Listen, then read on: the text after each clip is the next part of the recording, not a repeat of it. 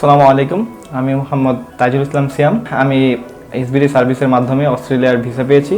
এই হচ্ছে আমার ভিসা কপি।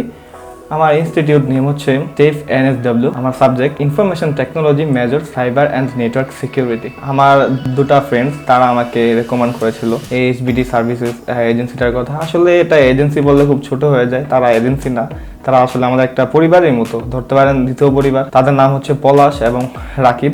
আমি প্রথমত যেদিন এসেছিলাম আমি সিমন ভাইয়ের সাথে কথা বলি। ভাইয়া খুব সুন্দরভাবে আমাকে দিক নির্দেশনা যা যা লাগে বুঝিয়েছেন।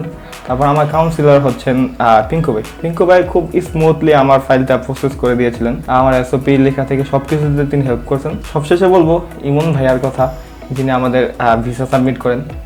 ভাইয়া আসলে অনেক ব্যস্ত থাকেন, তারপরেও তিনি আমাদের সবার ভিসা সাবমিট করেন, প্লাস আমাদের পেপারসগুলো কীভাবে রেডি করতে হয় তিনি নিজ দায়িত্বে পেপারসগুলো ঠিক করে দেন।